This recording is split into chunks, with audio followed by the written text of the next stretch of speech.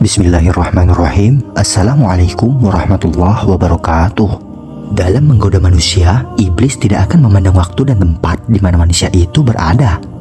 Dimanapun kita berada, dia selalu berusaha untuk menjerumuskan kita. Sebagaimana firman Allah Subhanahu wa Ta'ala dalam Quran Surat Al-Baqarah ayat 208. Hai orang-orang yang beriman, masuklah kamu ke dalam Islam secara keseluruhannya, dan janganlah kamu mengikuti langkah syaitan. Sesungguhnya syaitan itu musuh yang nyata bagimu. Quran Surat Al-Baqarah ayat 208. Selama manusia hidup di dunia ini, iblis selalu datang dengan berbagai jurus untuk menggodanya. Bahkan di saat sakaratul maut pun, dia datang dengan terakhir kalinya dengan menggoda manusia. Setidaknya ada 7 cara iblis untuk mengganggu manusia di saat sakaratul maut. Yang pertama, menyerupai perhiasan. Iblis menggoda manusia yang pada saat hidup di dunia sangat rakus dan tamak. Maka, iblis itu akan menyerupai bermacam-macam perhiasan. Terkadang, iblis menggoda manusia dengan berbagai makanan dan minuman yang lezat. Apabila manusia itu meninggal dengan terpengaruh dengan godaan iblis tersebut, maka meninggalnya dalam keadaan fasik dan munafik. Kedua, menyerupai binatang yang ditakuti.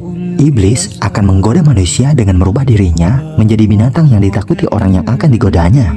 Apabila orang yang sakaratul maut itu melihat binatang tersebut, maka orang tersebut akan meraung dan melompat karena ketakutan. Waktu itu juga roh berpisah dari badannya. Maka mati dalam keadaan ini adalah mati dalam keadaan fasik dan munafik. 3. Menyerupai binatang kesayangan. Iblis akan menggoda manusia dengan menyerupai binatang yang disukai oleh orang yang sedang sakaratul maut. Jika orang yang mati itu menyukai hewan peliharaannya, maka iblis itu akan menyerupai binatang tersebut.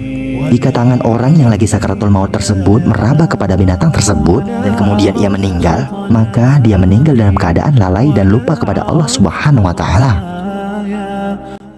4. Menyerupai orang yang dibenci. Iblis akan datang dengan rupa orang yang paling dibencinya tersebut. Maka, orang yang akan sakaratul maut tersebut akan timbul rasa kebenciannya kepada orang yang dilihatnya itu dan berusaha ingin membunuhnya. Dengan begitu, timbullah rasa dendam di dalam hatinya dan akan lalai dan lupa kepada Allah Subhanahu wa Ta'ala. Kemudian nerakalah tempatnya. Yang kelima, menyerupai orang terdekatnya. Iblis akan datang dengan menyerupai orang terdekatnya. Sebagai contohnya adalah orang tuanya, istri dan anak-anaknya, datang dengan membawa makanan dan minuman. Orang yang sedang sakaratul maut itu kebetulan dalam keadaan haus dan lapar. Lalu ia pun mengambil makanan dan minuman yang tak lain adalah jelmaan iblis. Jika pada saat itu ia meninggal, maka meninggallah ia dalam keadaan kafir, kekallah ia di dalam neraka. 6. Menyerupai ulama yang dikagum. Iblis datang dengan menyerupai seorang ulama yang dikagumi. Kemudian ia berkata, "Wahai muridku, sudah lama kami menunggumu. Rupanya kamu sedang sakit di sini. Oleh sebab itu kami bawakan padamu obat dan tabib."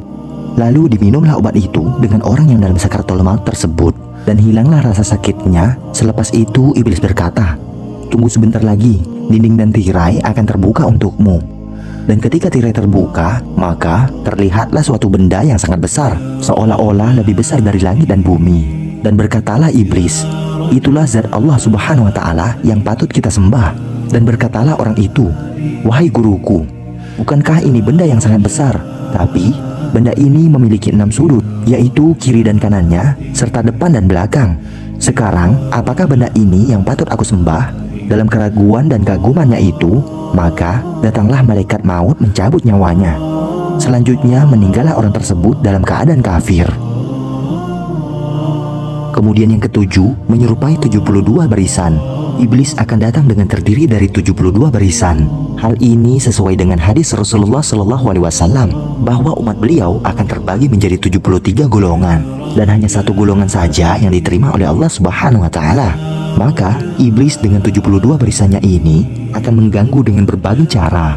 Oleh karena itu, hendaklah kita mengajarkan orang yang akan meninggal dengan kalimat La ilaha illallah demi menyelamatkan orang yang kita sayangi menghadapi sakaratul maut agar terhindar dari gangguan iblis. Sebagaimana sabda Rasulullah SAW, tuntunlah seseorang yang akan meninggal dunia untuk mengucapkan kalimat La ilaha illallah Muhammadur Rasulullah. Hadis riwayat Muslim. Dalam riwayat lain juga disebutkan Barang siapa yang mengucapkan terakhir kalinya adalah la ilaha illallah, maka akan masuk ke dalam surga. Hadis riwayat Abu Daud dan disahihkan dengan Syekh Al-Albani. Semoga bermanfaat. Sekian dari saya. Wassalamualaikum warahmatullahi wabarakatuh.